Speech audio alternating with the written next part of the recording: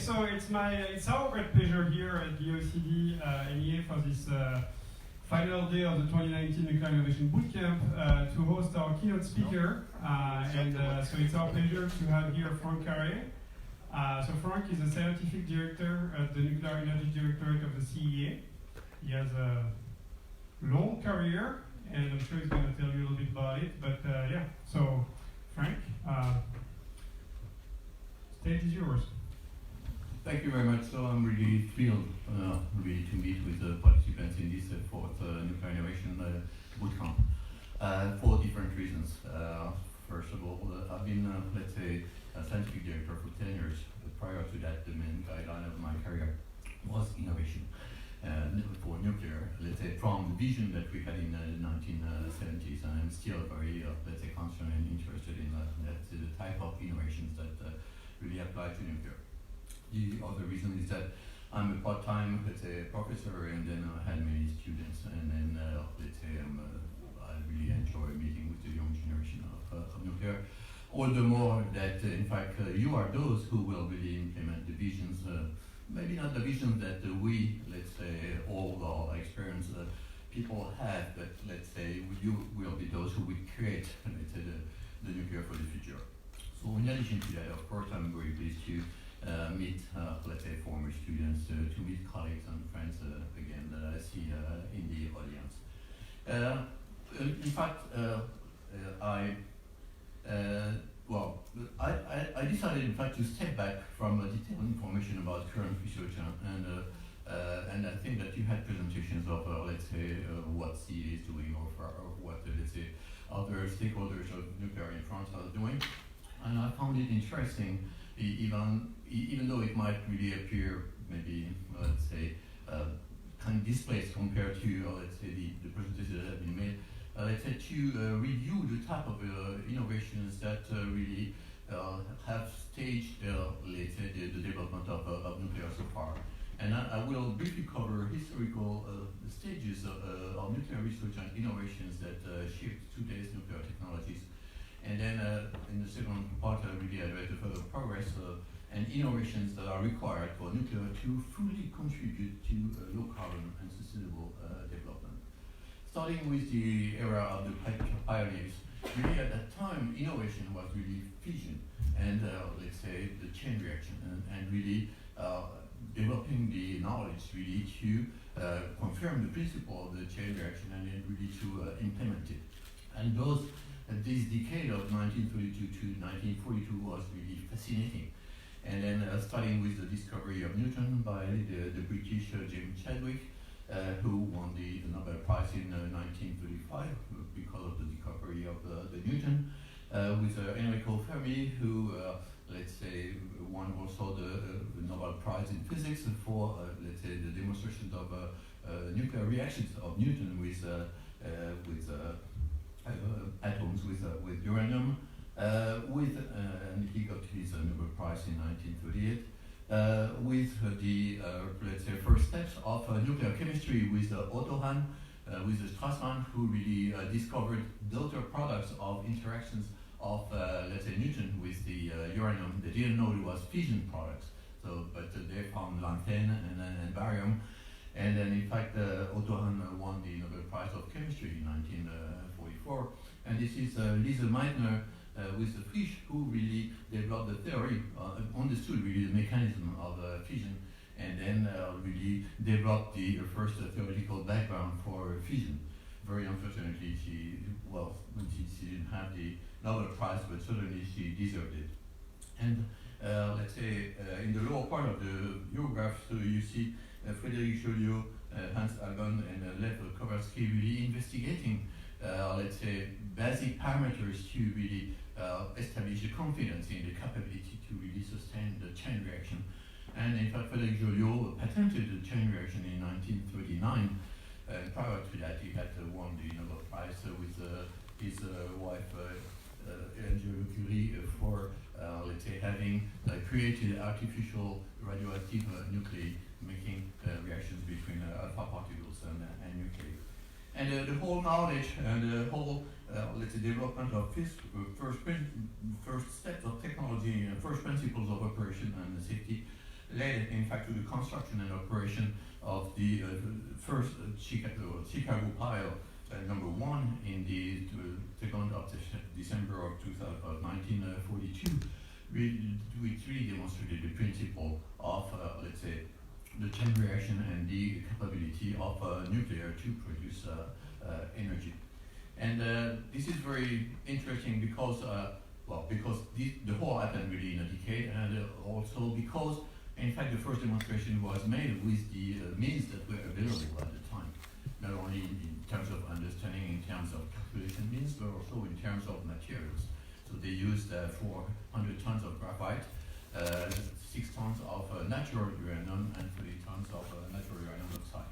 Natural uranium because really that was the material available. So this is really very striking, and then at this stage really innovation was the discovery of fission and really the proof of concept of the chain reaction. Being a part-time professor, I couldn't resist of showing a bit of physics. There are no equations in the rest of my presentation, I promise. But well, the Chicago pile was a thermal neutron reactor, and the graphite was really meant to thermalize the neutrons and to have fission neutrons really brought to the range of energy where they would have the higher, let's say, probability of interaction with the uranium-235. And it could only happen, well, because it existed in nature, uranium-235, there was one isotope in nature, and only one that was really feasible. So when you think of that, you see, well, this is remarkable, but the access to the proof of principle of demonstration of the chain reaction and fission energy was rather accessible when you compare that to fusion today, with really the complexity of the magnetic fields and also the conditions that you should just create for, let's say, allowing, let's say, the nuclear reactions. So, so this was really the first approach.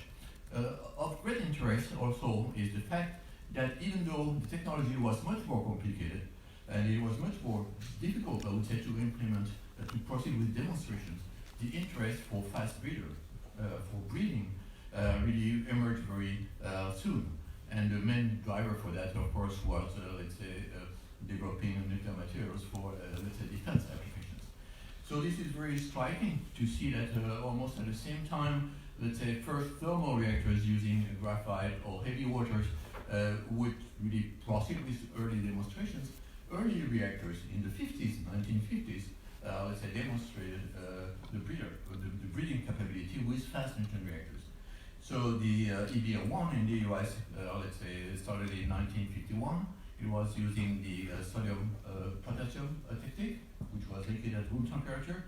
And then Russia with the BR2 and the BR5 in 1956 and 1959 really that were cooled respectively with mercury, liquid at room temperature, and the second was cooled by NAC and then sodium, were started in the 50s. And in the early 60s, let's say the demonstration fast reactor in the UK and EBR2 in the US in 1962, they were cooled with sodium, and Rhapsody in 1963 in France. So innovation at this point was really to implement the knowledge and the technology available at the time really to proceed with the proof of concept and first demonstrations of not only power production but also, let's say, materials production. Now, this led in fact to the development of, let's say, first power reactors, again with materials available. So thermal reactors with graphite, with heavy water, and then, and also because, well, some of the drivers, especially for breeding, were for defense applications, early steps of fuel cycle, spent fuel reprocessing really occurred at that time. And then first, let's say, workshops, or first demonstrations, let's say, occurred. And for what regards France, well, you have a few milestones here on the view graph. You probably, you probably have seen EL2 and 3 at Saclay when you visited Saclay this week. EL means eau lourde, so heavy water, and it's led to, in fact, the first commercial reactor in Brittany, 70 megawatts electric. That is, let's say, the commission at this point.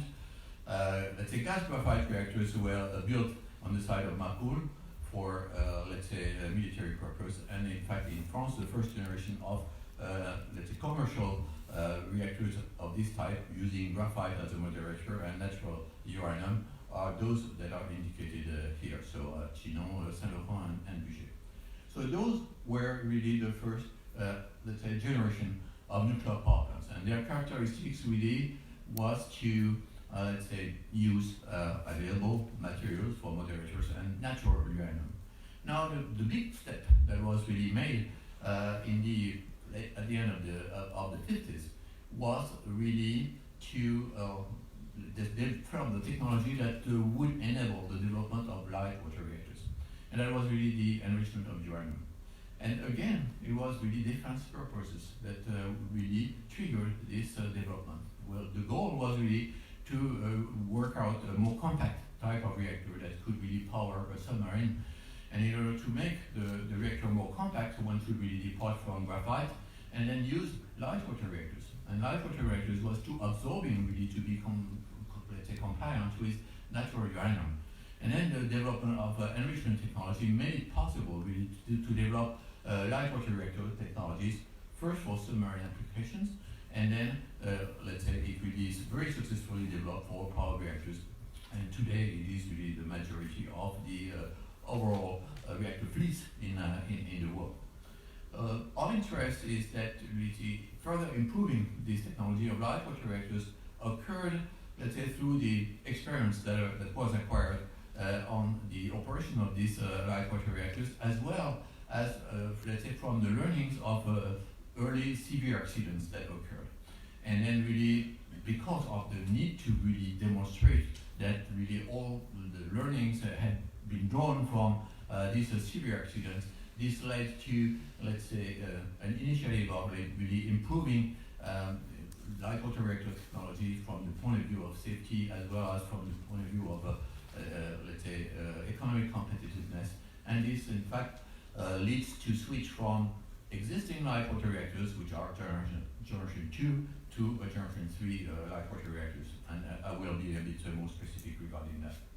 But now coming back to the early days of light water reactors, so the Nautilus in the US, so in the 50s, really was the first demonstration of light water reactors for the submarine. And in 1958, in fact, it passed through the North Pole really to demonstrate the capability of the autonomy that nuclear power would allow.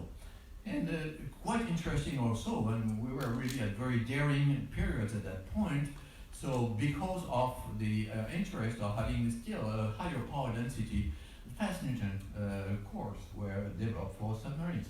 And then the US tested for a very short time a very daring concept, which was a sodium cooled fast Newton reactor to really have, in a, let's say, water environment, so as to allow with a higher power density, let's say higher speeds and really higher increased diving depth. And then this was the only attempt that I know from the US really to, let's say, consider a fast Newton reactor for, let's say, powering a submarine. But interestingly, in fact, Russia developed the lead bismuth eclectic for submarines that was more compatible with the water environment. And in fact, the first class of reactors, the USSR November class, was really a precursor to the Alpha class submarines, which really lasted for a bit more than a decade. And then, in fact, in the 70s, these reactors were really the most performing in terms of speed and in terms of diving depth. So this is to see that really innovations, well, the big leap, I would say, was to enable light water reactors with the uranium enrichment. But also, there were also very daring attempts to, let's say, adapt advanced technologies beyond light water reactors to specific applications. And again, let's say defense was one of the triggering motivation for that. Just to illustrate, in fact, the gain in competitivity provided by light water reactors compared to natural uranium and gas graphite cooled reactors Well, this is just a picture of the site of the budget in France, and you can see, in fact, the size of the let's say of the 500 megawatt reactor, so natural uranium and gas graphite, and then to compare to light water reactors of 900 megawatt, and you see here 4 units, and you see the difference in power density and the difference in size, and so this gain in competitivity was a big reason for France to decide for developing in the first step by buying the license from the United States pressurized water reactors in the first step in 1969, and then after the oil shock decision was made really to proceed with the development of this technology, and then the second order was placed of this type of reactor. And as France was really let's say betting so much on developing nuclear power, and at that time had nothing to do with climate concern, but certainly with let's say reducing the import of oil and gas, because most of the electricity in the 60s was made by oil and gas that had to be imported. So 80% of the electricity of France at the time was made by these fossil products. And then really the trade balance, including the trade balance, was the main motivation, and energy security was the main motivation for France to embark in developing this large nuclear fleet that we have today. And it was so important for France that in fact we also developed the fuel cycle industry.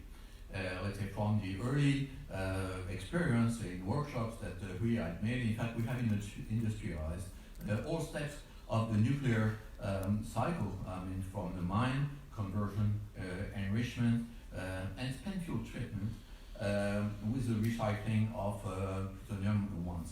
So with the objective of, let's say, partitioning the ultimate waste from the reusable, let's say, nuclear material, and especially plutonium, the 1% plutonium that is in the spent fuel is being recycled once.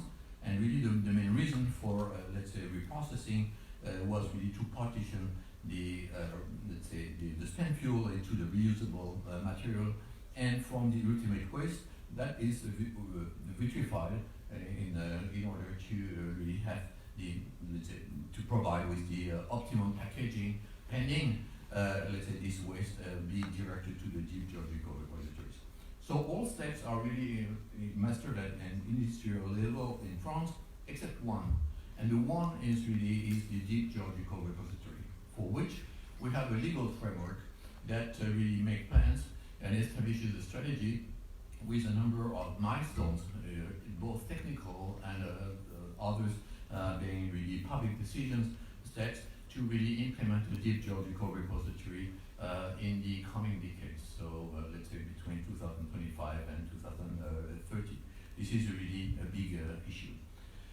So innovation at this step was really maturing, I would say, light water reactor technology, as well as developing the necessary, let's say, nuclear fuel cycle for France to have really the necessary autonomy to operate such a large nuclear fleet. And light water reactors, in fact, have expanded in the world, and today they are 85% of the, let's say, of the 450 power reactors that are currently operating. And in fact, they happen to be quite competitive, and in fact, the deployment was successful. And so far, while considering nuclear combating climate change, in fact, light water reactors will be the technology through which nuclear may, let's say, contribute to combat climate change. Because in the coming decades, the new builds will still be light water reactors, and as those reactors are really built and designed for lifetime of 60 years or beyond, and with the life extension of some of the existing light water reactors. So light water reactors are really the fission reactor technologies that is capable of really effectively combating climate change. And we will speak of, let's say, further generation of reactors that, let's say, their contribution, let's say, by 2050, it will certainly be minor at this stage. Of interest is the fact that, let's say, I told you, well, the fact that in fact the main driver for improving the light water reactors were first, let's say, drawing the lessons from the operating experience of existing light water reactors, as well as drawing the lessons from the severe accidents. And then the innovation there that led, in fact, to the generation 3 reactors, which are those who are currently, let's say, on the market, let's say, aim at, let's say, making those reactors safer by drawing lessons from, let's say, accidents, especially severe accidents, and also drawing the lessons from the, let's say, their operability. And then generation 3 reactors are still light water reactors, but they aim at increasing the competitiveness and safety. But of interest is the fact that, in fact, countries or vendors are doing that with a different perception or directions to improve safety, especially. The reason for that is that because, let's say, the reactors that are really offered by vendors, let's say, from the United States and Japan, for example, Toshiba Westinghouse, really drew the lessons from the accident of 3 Mile Island, which was a cooling accident. And then the directions are more towards the direction of passive safety systems, as well as, let's say, this design also has a built-in objective of minimizing the cost and therefore minimizing the equipment, and which goes together with passive materials. So those are really the two main genes, I would say, of the passive reactor approach. And the AP1000 is Adam's passive 1000 really have those two genes. And so improving safety in this sense really goes through passive safety systems, and at the same time reducing the amount of equipment is aimed at reducing the investment cost. Whereas in Europe, and with the EPR, the main, let's say, driver was to, let's say, avoid accidents of the nature of Chernobyl, which was a reactivity type of accident. And especially Western Europe was very much impressed by the, let's say, radioactive cloud sweeping the western part of Europe. And therefore, the emphasis is being put on reinforcing the confinement. So you see the very strong confinement with 2 concrete, let's say, the building plus a layer plus a core catcher. And let's say moderate effort has been made so far, let's say, in minimizing the material, and therefore, let's say, differences in the overnight cost. And this is interesting that, in fact, to see that these varied products, and there are others, especially the Korean reactors that is being built in the Arabic Emirates, United Arab Emirates, or to see that, let's say, the VVERs in Russia, and more recently the one in China, who is the first unit, well, is really proceeding with its start, let's say, at the moment. So they all have different varieties, and then, let's say, priorities for improving safety. And at the current time, there is no harmonized, let's say, criterion that really sets that a given reactor is deserves the appellation of generation 3. And then this is, let's say, a type of difficulty in the sense that the vendors have really to license their product according to, let's say, the regulation of the country they want, in which they want to sell their reactors. And certainly one way to go, and some projects, especially supported by the Nuclear Energy Agency, the MDET projects, the Multinational Design Evaluation projects, really gathers vendors and gathers, let's say, safety authorities to really compare requirements for, let's say, new builds, generation 3 type of reactors. And they compare commonalities as well as they compare differences, and then they really proceed with converging to, let's say, hopefully converging towards a harmonized framework. Now, briefly, I covered so far, let's say, the main stages of innovations and breakthroughs that led to today's nuclear. so operating nuclear as well as nuclear that is on sale, the generation 3. Now we will switch to maybe the vision of, let's say, the type of progress or breakthroughs that nuclear needs for the future. And I was very pleased and interested in, let's say, co-organizing one of the international conferences on nuclear this year that was hosted in France, and this was ICAP, the International Congress on Advances in Power Plants, 2009, that took place in May in Juan-les-Pins, and I was struck by three things. First, in fact, this conference happened after a number of signs that showed that, let's say, nuclear was recognized as one of the pillars of decarbonization. So I will come to that in a minute. But it was really, there were signs, let's say, that occurred 1 year prior to the conference that really, explicited this trend. The second thing that was interesting was that in plenary sessions and panels, nuclear was addressed on an equal terms with other low-carbon energy sources, including renewables.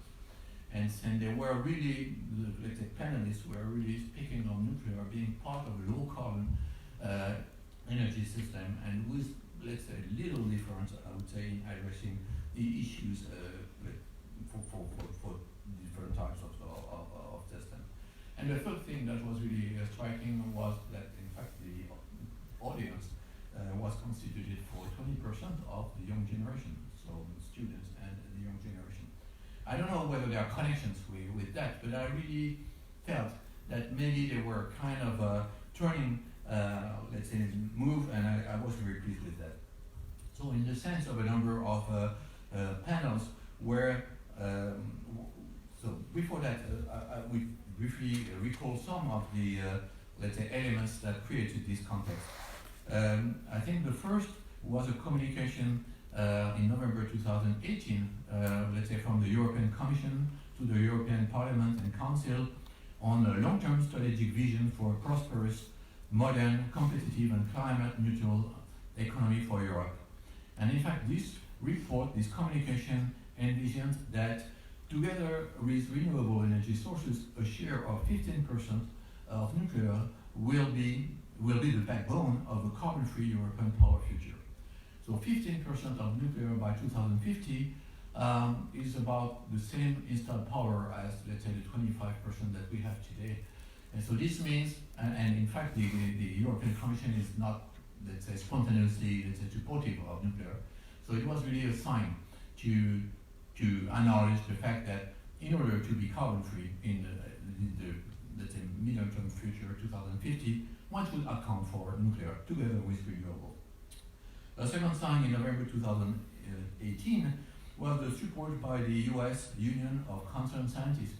Again, let's say this union is not spontaneously supportive, I would say, of nuclear, but they issued for, let's say, a report entitled The Nuclear Power Dilemma, Declining Profits, Plant Closures, and the Threat of Rising Carbon Emissions.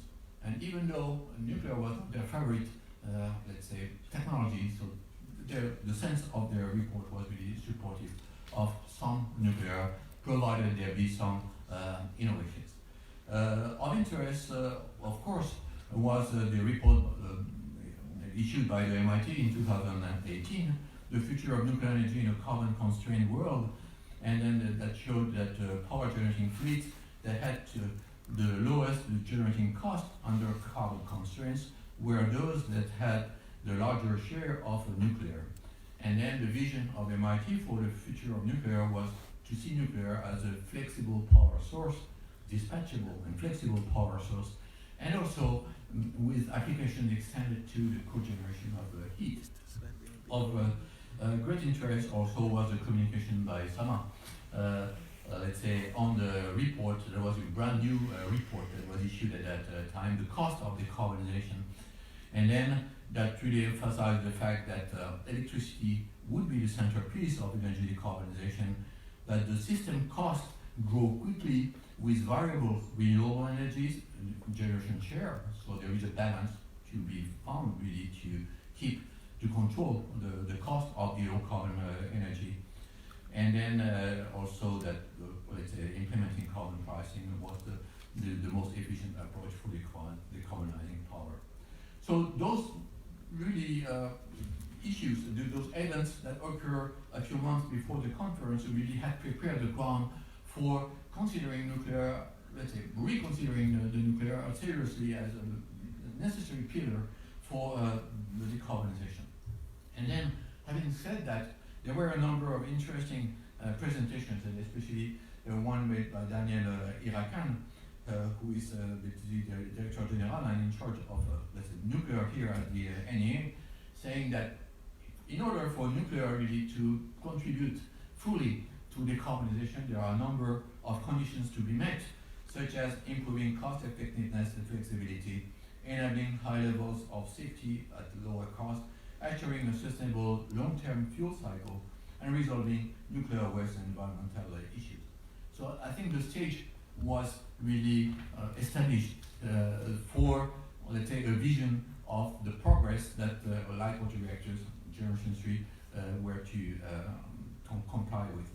And well, just to be too long on the subject, I strove to develop my own vision, I would say, of the three progress, the three improvements that were expected from light water reactors. So in terms of in fact, for them to fully contribute to decarbonization, and in fact to increase from the today's installed capacity of 390 gigawatt electric to the projected, let's say, 1,000 let's say, gigawatt electric by 2050.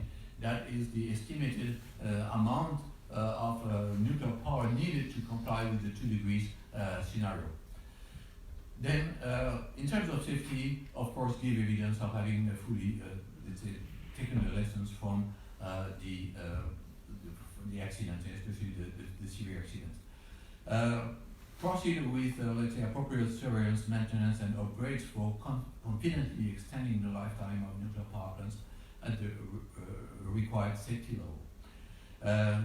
Convincingly also assure the absence of long-term offsite impact of severe accidents. So I think this is still very important, and then demonstration of severe accidents are extremely complex, and really the mastery of uncertainties are really one issue, and I think this is a domain where, let's say, interesting progress, let's say, at least the progress of methodologies should be applied, at least to, well, to be more confident in demonstrations that really gather data that are really gathered on separated effect experiments, and also taking advantage of the increased modeling capability and increased quality of data that we are using. But this phenomena are so complex, so multidisciplinary, so multi-scale, that I do think that there are progress to be made in this field. And I mentioned it, let's say, harmonized safety regulations, let's say, to facilitate the commercialization of a given product to other countries. And then a number of enabling factors I mentioned that I will not cover. So questions, of course, of what is the place of small, medium-sized reactors. We will come back in a second on the topic. The second issue, safety, marketability. Marketability and a number of projects that you've presented really aim at this, and at this goal, improvement in this direction. So the content investment and generating cost, as well in the second step, but also content cost of a nuclear power plant dismantling and cleanup. So the growth of nuclear power plants will occur with new builds, but at the same time we will have to decommission some of the existing reactors, and then also prove the fact that decommissioning also, the cost of decommissioning and cleanup can also be controlled.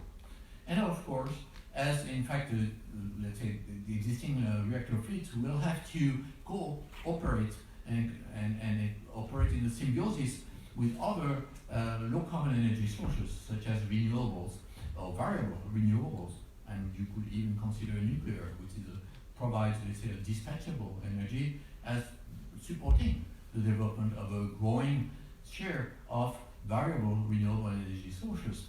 Then this requires, let's say, more, let's say, maneuverability, so flexibility. And in addition to that, and again, there was evidenced by some of the projects that you've presented, also work on the versatility of energy products. And beyond electricity, decarbonizing, but this is especially important for France. In France, we have, let's say, 93 decarbonized power. We have 72% of nuclear, we have 13% of hydropower, we currently have some, let's say, 6% of renewable energy, so all electricity is decarbonized. So decarbonizing economy of France is, of course, to be achieved through electrification, but it is part of it only. And what we have to decarbonize, this is heat for, let's say, housing, domestic, let's say, district heating, as well as heat for the industry or transportation fuels. And this is much more difficult. Let's say, well, one can do what is achievable, let's say, in economic conditions with electricity, but it is much more difficult, I would say, to decarbonize heat and transportation fuels than power. And then, but this is really a difficulty that we face, and really looking for solutions and investigating ways through which nuclear could contribute through decarbonizing heat, or could contribute beyond electrification to provide some of the, let's say, low carbon transportation fuels is really one of the challenges, and this is very interesting. And some of the projects that you've presented go along this line. Now, small and medium-sized reactors.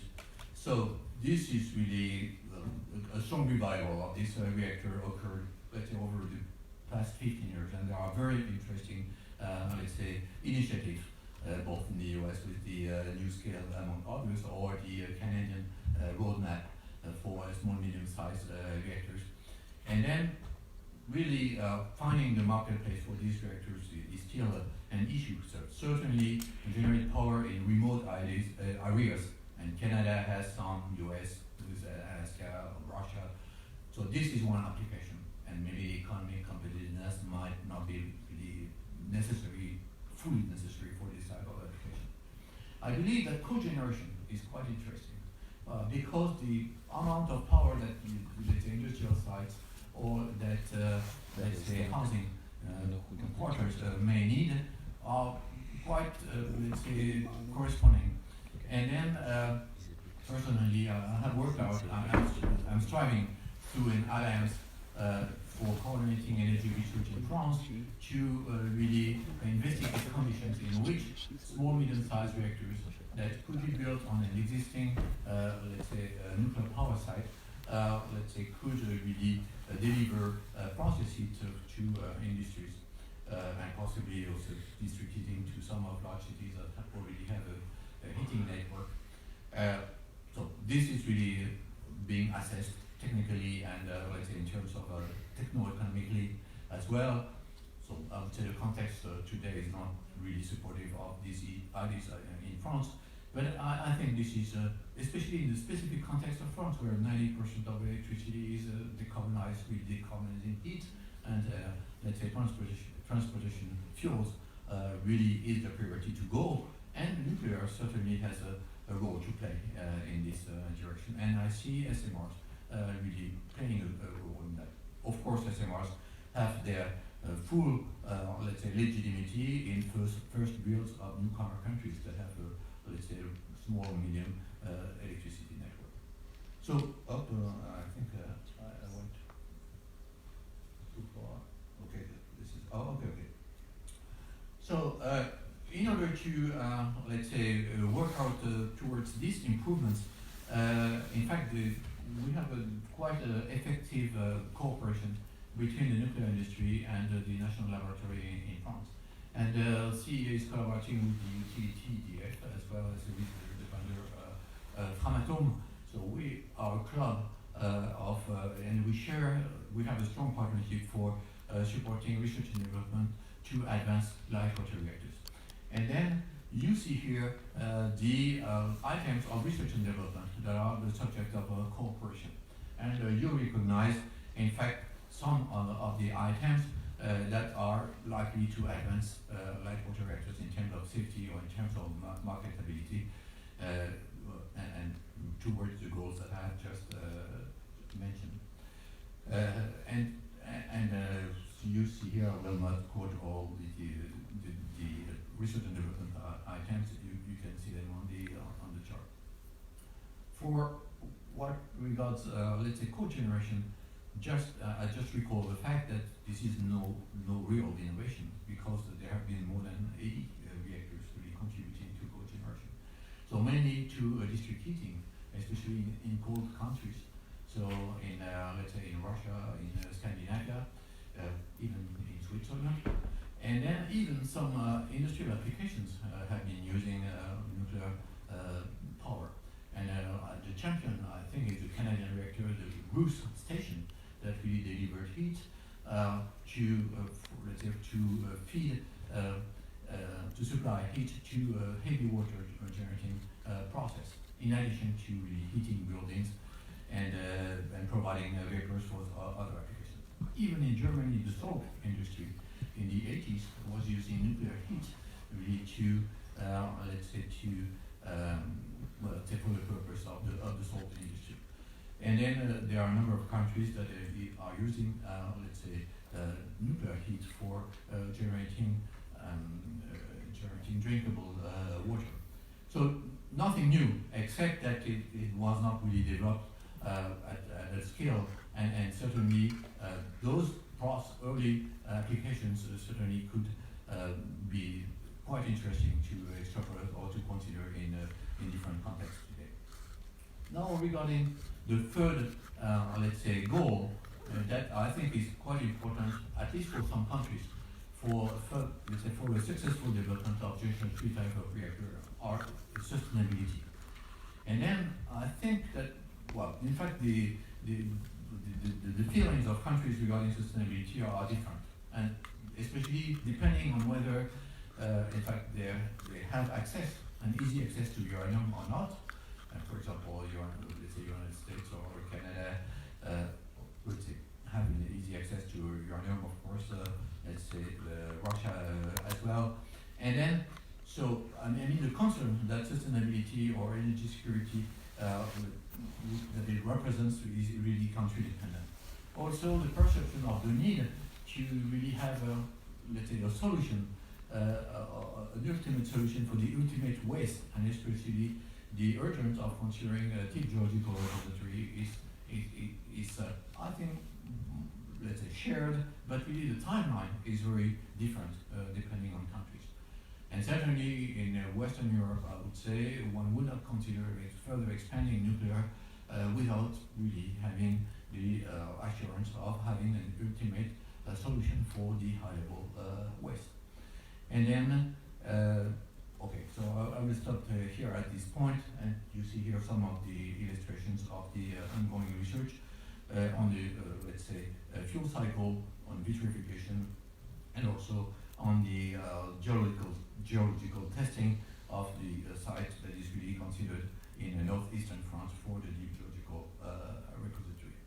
Now, will these light water reactors that really have successfully developed, that are really a large majority of existing reactors today, will there be the type of nuclear that will last for centuries? And then the question, maybe the answer to this question depends on whether the country has an easy access to nuclear, to uranium, or how confident you are in getting uranium from seawater, at which cost. But certainly for a number of countries, and France is an energy poor country, and we have little of uranium, and we've been concerned by, switching to fast neutron reactors, when needed. And then we've done quite active research along this line for a while.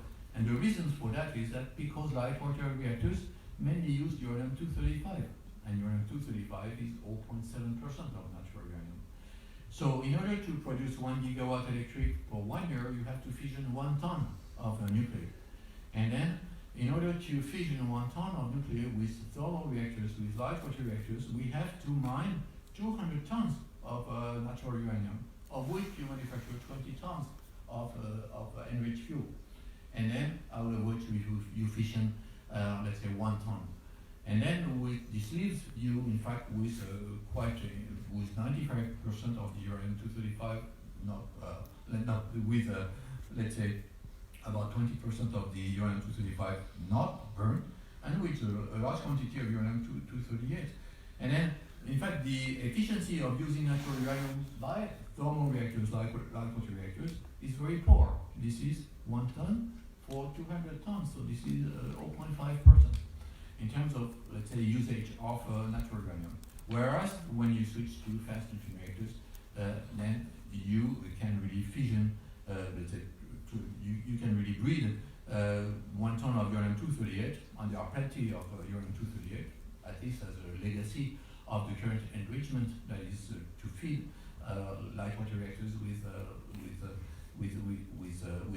enriched fuel, and then to breed, let's say, plutonium from 1 ton of uranium-238, and then to fission this ton of plutonium.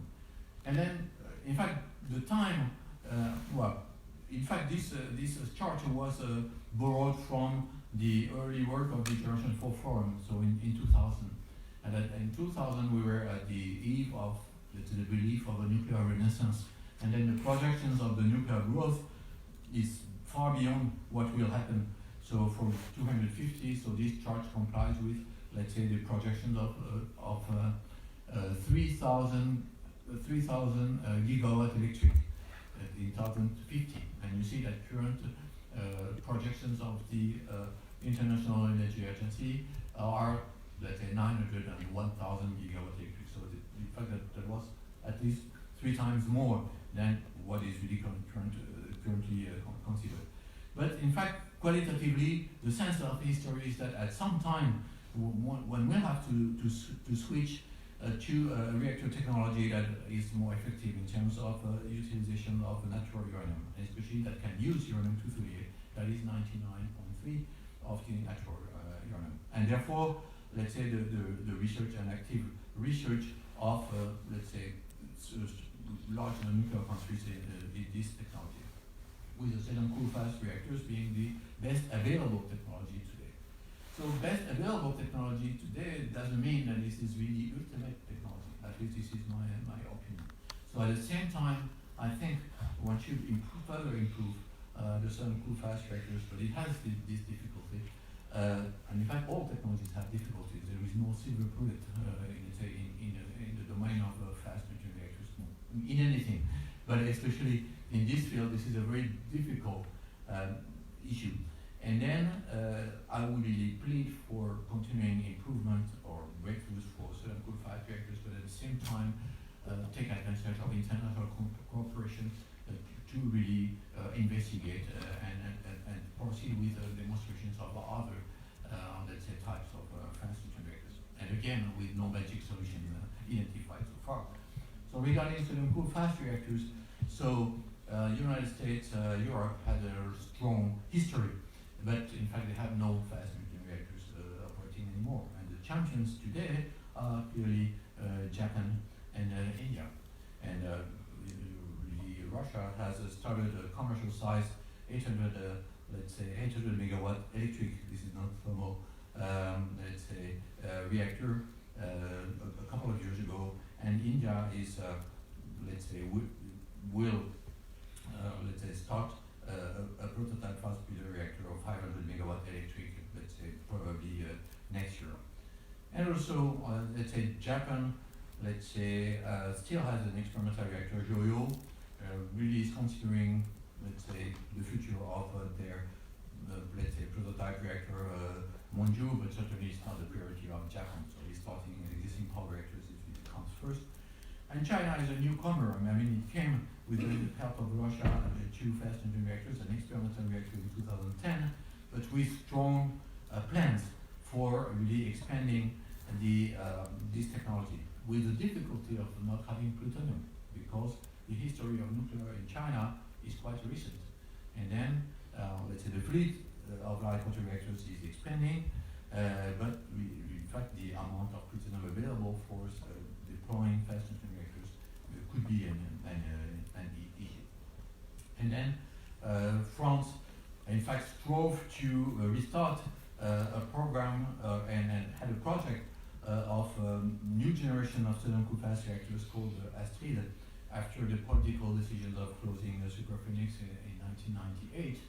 And in fact, the decision was made at least to convert this project of a new build of and technology demonstrator of this new generation of solid-cooled fast reactors into a program of research and development until really a more tangible need for this technology would come. And in fact, in the Le Monde newspaper, so one of the main newspapers in France today, there is an article about the current abandonment of this project, and with, let's say, the debate around it. Very interesting was the initiative of the Generation 4 Forum, initiated by the Department of Energy in 2000, and that really that consisted in forming a club of countries that would count on nuclear for coming decades and even for the long term, and joining forces to cooperate to, let's say, research and development. And then you can see the significance that is really acknowledged for fast neutron reactors and closed fuel cycle because of sustainability. And then you see that this forum not only work on improvement of solid-cooled fast reactors, but also revives or, let's say, extrapolates to a possible commercial scale lead-cooled fast reactors, or really consider gas-cooled fast reactors, even though, in fact, this type of reactors had only reached the stage of paperwork, or let's say conceptual design, both in Europe and in the United States, especially by General Atomics in the US and in the UK. And also the Generation 4 Forum revives, let's say, high temperature reactor technology, and I will say a word on that in a minute. And there are other, let's say, more groundbreaking technologies or really revival of technologies such as a molten salt reactor that are really considered as a topic of research and development in the forum. Speaking of high temperature reactors, the reason to keep it in the set of reactors that were identified to possibly play a significant role in providing energy, not only electricity in the coming decades. In fact, the role of the HDR was really to be, let's say, some of the reference reactors that would provide heat or co-generate heat, at least for industrial processes. At least that was the main goal, and in 2000 it was identified as one of the reactor technology that could really best fit some of the existing hydrogen generation, let's say, processes, and that was the main driver really to consider it a modern version of high temperature reactors. However, this is really the picture of, let's say, existing high temperature reactors in the world today. In fact, Europe and the United States have been early movers along this technology. There were 2 reactors in the United States and, let's say, 3 reactors in Europe. So Dragon in the UK and 2 reactors in Germany. And then, in fact, well, those reactors came to an end at the end of the 80s. In fact, Japan started after Western Europe and the US, and in fact they have an experimental reactor of 30 megawatt reactor, the HTTR, and they intend to proceed with demonstration of hydrogen generation. Though the timeline is uncertain, and certainly it's not a priority, but this is very interesting. And China is an early and more recent mover, let's say, along the line of high temperature reactors with the assistance of Germany. So they have a small experimental reactor at Tsinghua University, 10 megawatt. And in fact, a 200 megawatt electric unit is about to start at Weihai, probably next year in the northern eastern China. And of interest is the fact that China is considering to extrapolate this technology to 600 megawatt electric units. And while asking questions of why China has such an interest in the high temperature reactors, so I've gotten some interesting answers.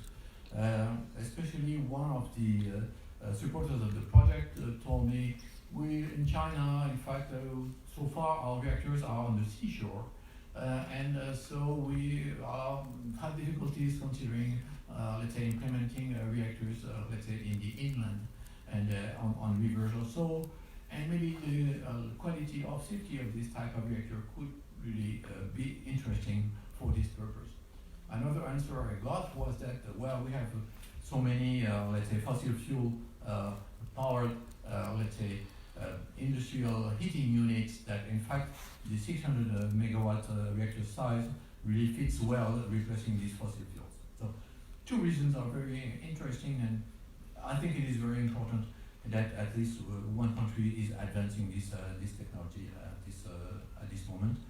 Whereas, let's say, projects in the United States, in fact, there had been a project, a next generation nuclear plant, that was converted into research and development in 2011.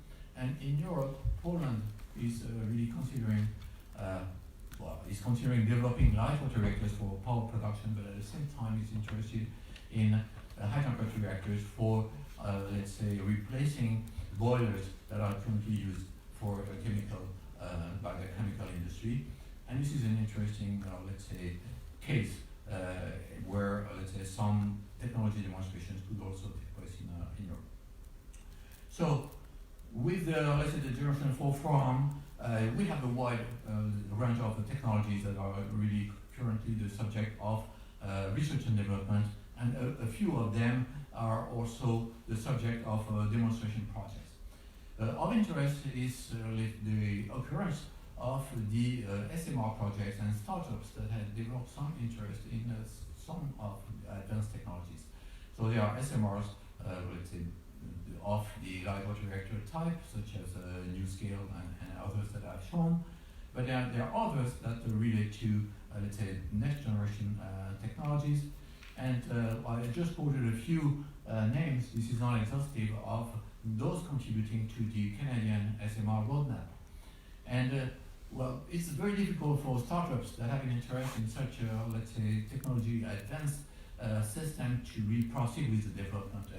And the connections really should be established with, let's say, national laboratories or with, let's say, consortia involving, let's say, national laboratories and industries really to support such initiatives so as to provide, let's say, new projects, projects of SMR supported by startups with the necessary amount of technology, and connections really are important.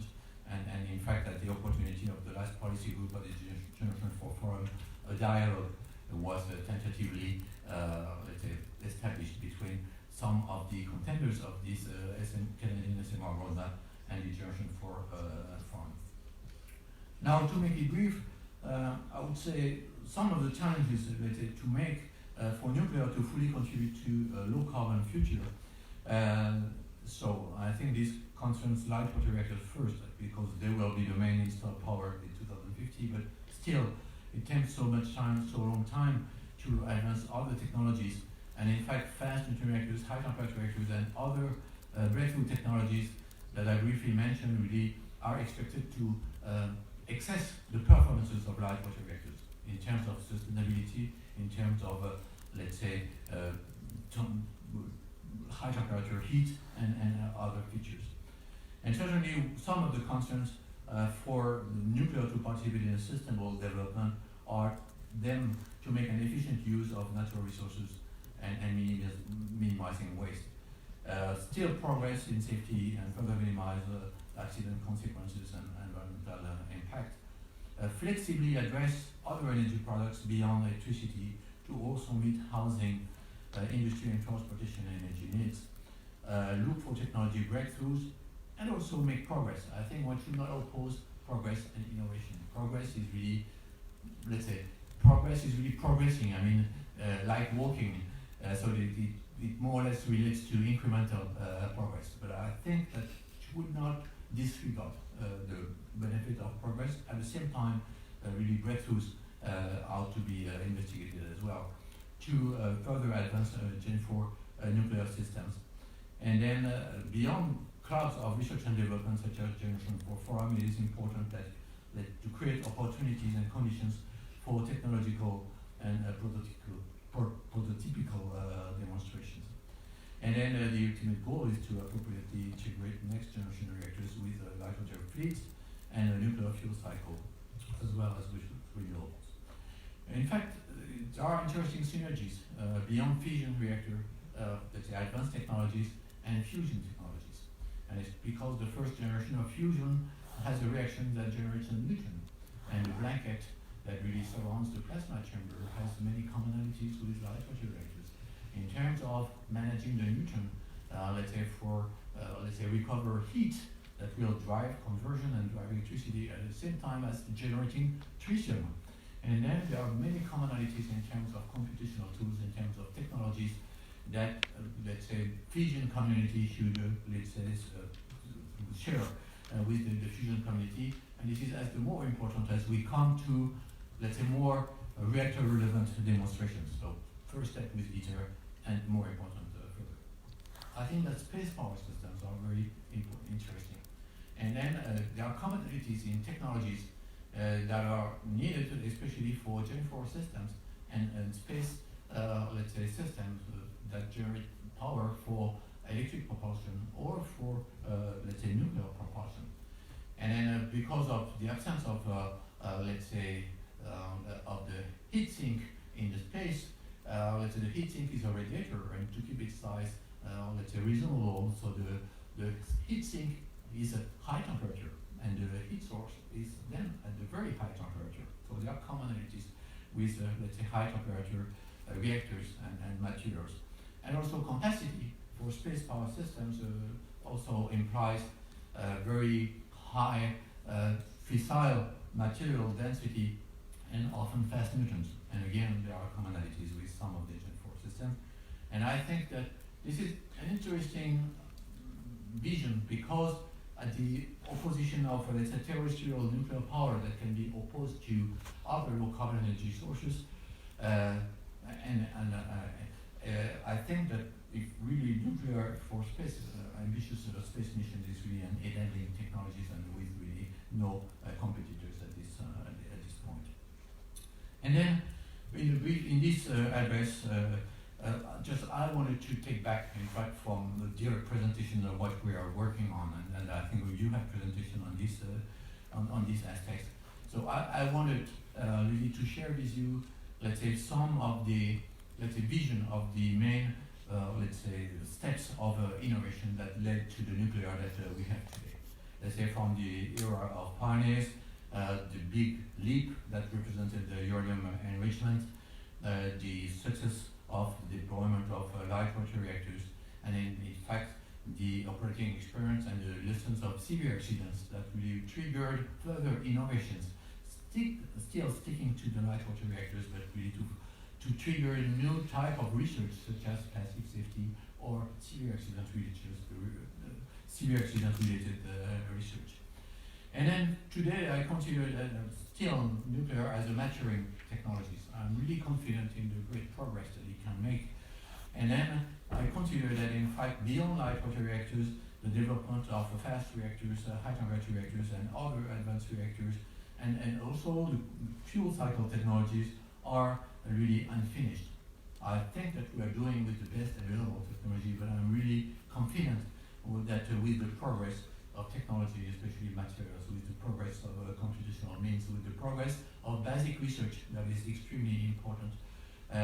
So there are much clever and more performing, let's say, technologies and processes that we can develop. And I really see the current situation as an interesting, maybe period. Let's say 10 years ago, so we were believing in a nuclear renaissance, and then the accident of Fukushima turned out to really reconsider the situation.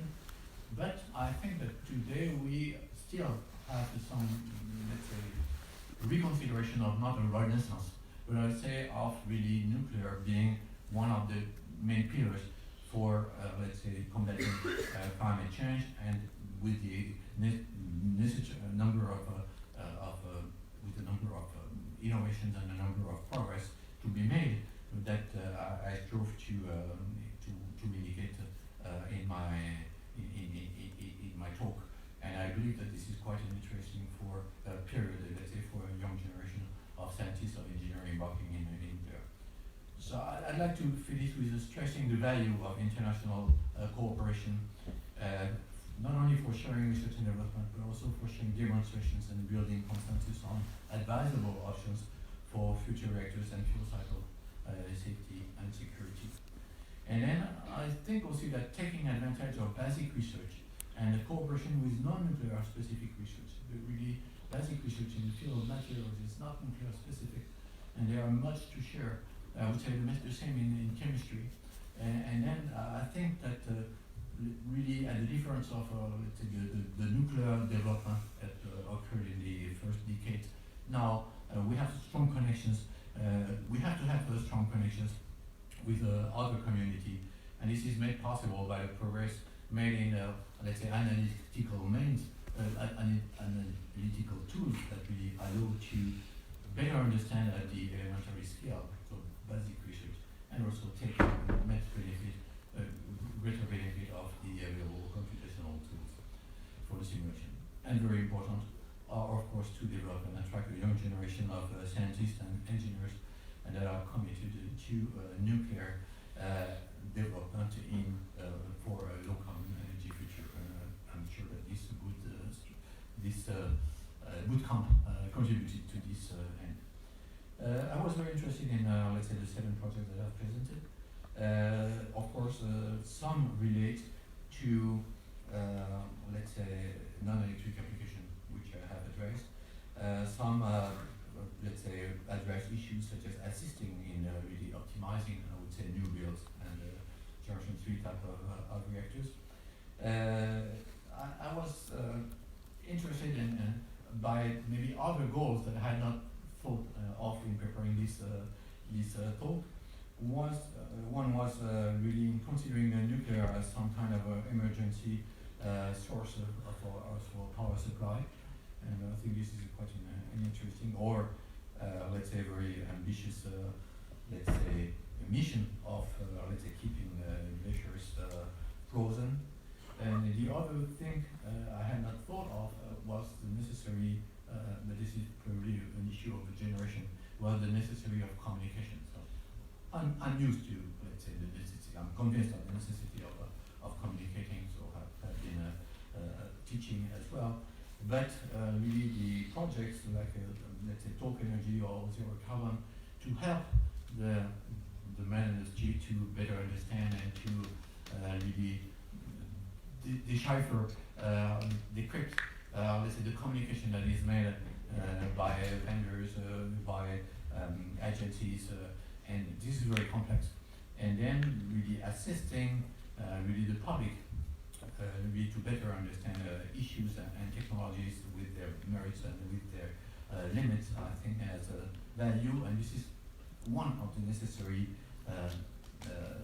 objectives, I would say, also to enable nuclear to well, really fully play its role for contributing to decarbonize the future economy at the scale of 2050. Thank you for your kind attention.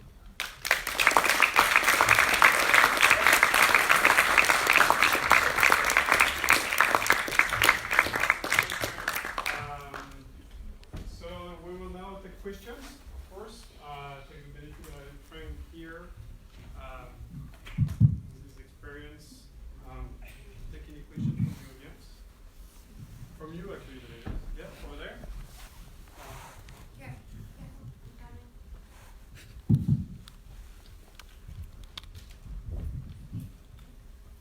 Thank you very much. Thank you for your presentation. I'm Li Jinfeng from Nuclear Energy Agency.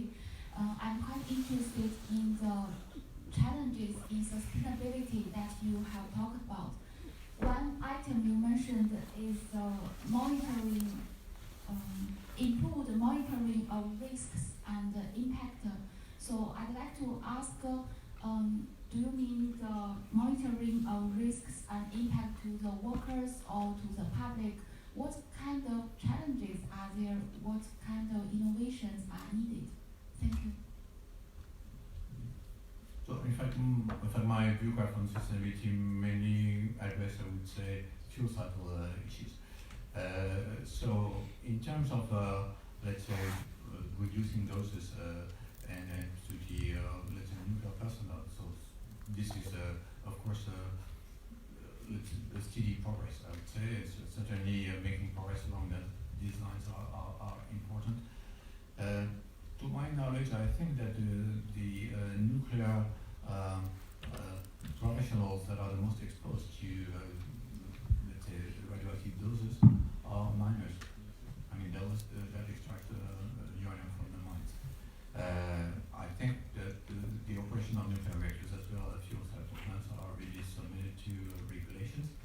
And then, I think, of course, provisions are made for the personnel to comply with the regulations. And then, when the science, let's say, leads to reconsider doses, then I think really the acceptable threshold is revised, and then, the professional workshop ought to be adapted so as to comply with that.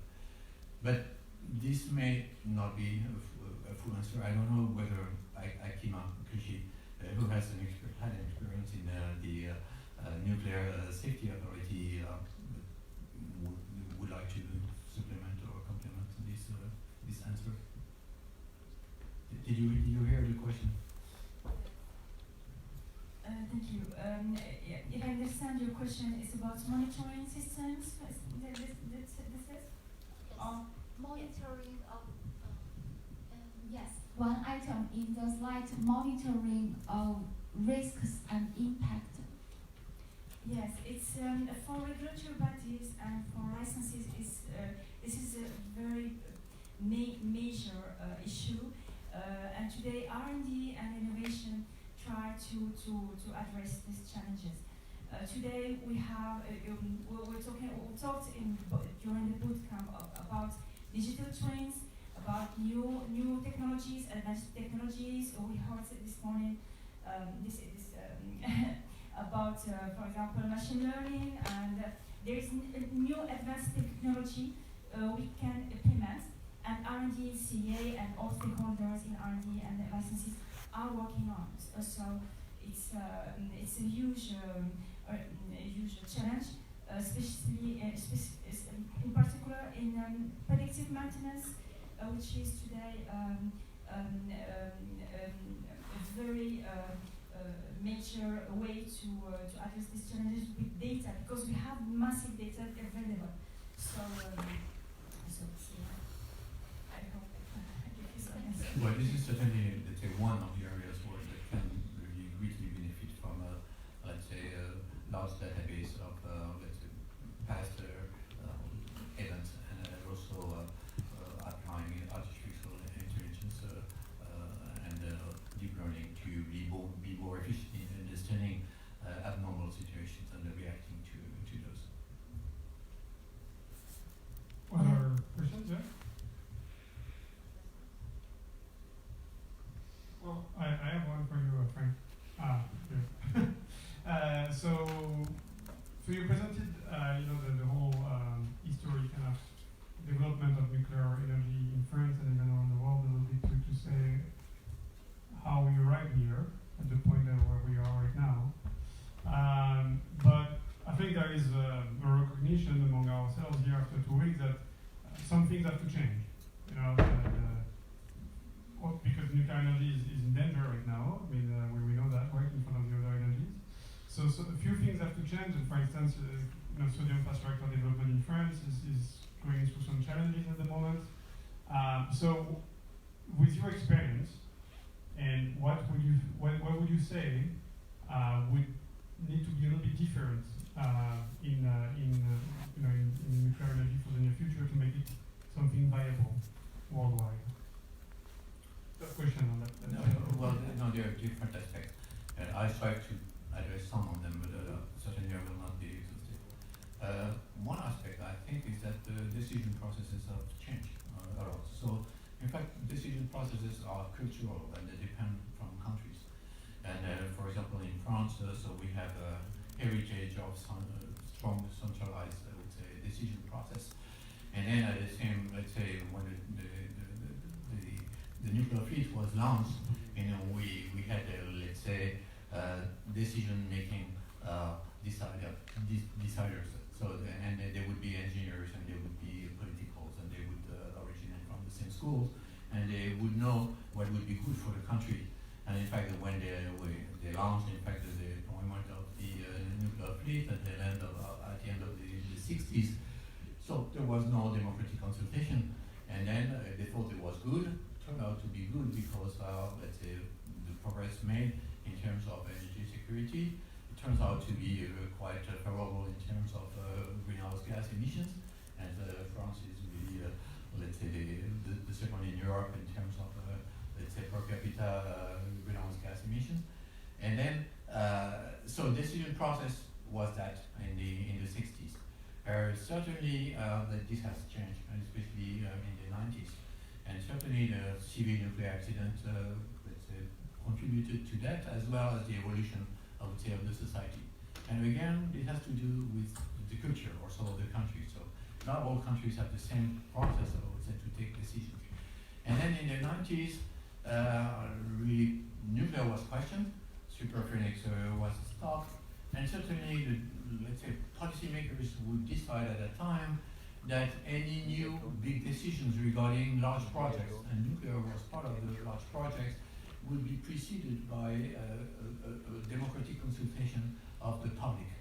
And in fact, this is implemented, and this occurs, let's say, since the late 90s. So any decision for the EPR, for example, the construction of the EPR led to a public debate in 2003. The decision, let's say, for creating the geological repository led to a debate over the 2 past years. And then also the way of conducting the debate might differ from one country to the other, but the decision-making process has evolved. And then while consulting people, and this is a democratic process, but also, and it makes sense, and even though it has difficulties, this is the best available, let's say, process, but at the same time, it would appeal for the people which are consulted to be informed on the subject. And then, let's say, the information, having a correct information, and in the amount of, let's say, information that is available today, and the confusion that exists between, let's say, actual scientific certainties and belief, or witnesses, let's say, witness or personal belief. This is hard for a non-specialist person to understand.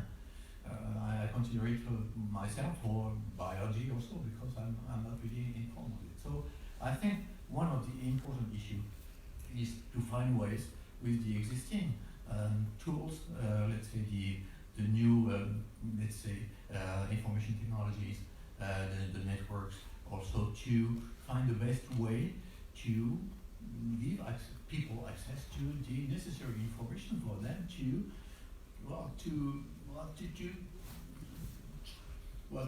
help making the appropriate choice with no constraint, but just because they are informed, they are concerned by the issue, and they agree with some solution that they prefer compared to others. So I think this is one thing. Regarding technology, I would think that really confidently proving that, let's say, generation 3 reactor has no long-term offsite effect, I think it's really an issue. So I briefly mentioned the fact that really the existing demonstrations are extremely complex. There is no harmonization across countries on the assumptions that are made. And then even, let's say, between nuclear safety authorities, and maybe Akim can comment on that, well, the assumptions are different. And then, so whether you can really confidently establish an universal, let's say, coherent retention with unit power exceeding 1 gigawatt electric or not, it's a matter of issue, and not all safety authorities are agree on that.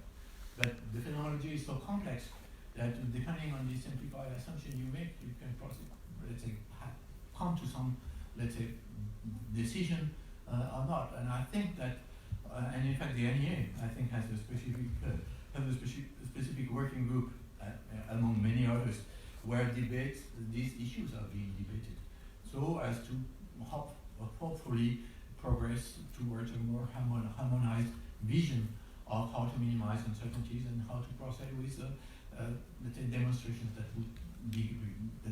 would confidently let's say demonstrate, assure that in fact whatever the severe accident that occurs, there is no long-term side effect.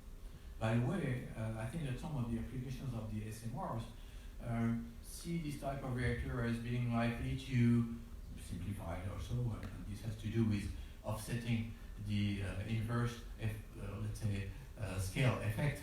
But at the same time, some of the applications of these reactors, including cogeneration, heat transfer, so might require these reactors to be closer to their applications, closer to the industry, closer to the housing that they will serve.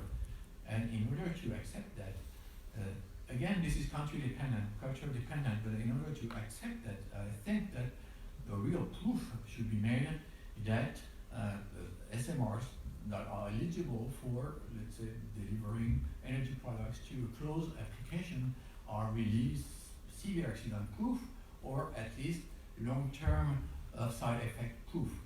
And I think this is a tough job, but I think this is one of the necessity for SMRs really to really progress along this line. Well, I'm always very, let's say, admirative, I would say, of considering the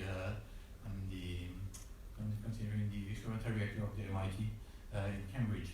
Well, I had the chance to spend 1 year at MIT, but to consider that in fact this reactor is really at the middle of the town of Cambridge, and then, well, there are no problems, there are schools there, and you know, there is no question about well, whether this should be reconsidered, whether we want to really consider building a new reactor at other places. And then, so this is very interesting. This is cultural. Certainly, the situation would be, let's say, accepted in the same way in France. And maybe there are some demonstrations that are expected by some of the safety authorities that could be precautions for demonstrations that be good for others. So they're probably, so of course, all the progress that is made in terms of basic research, understanding of basic phenomena, taking benefit of greater, let's say, computing power and let's say multi-scale, multidisciplinary simulation, intelligence, artificial, deep learning. This is not specific to nuclear, but certainly nuclear certainly let's say, could take great benefit of all these important advances, and I think those could also help, let's say, optimize the exploitation of existing nuclear, or the construction of new reactors, or the let's say, design of or the vision of future energy systems, both reactor and fuel cycle. Thank you, Franck, for the extensive answer. So, for the matter of time, and because first of all we'd like to know who is winning, and second of all, we'd like to have some drinks out there. I'd like for you to thank Franck.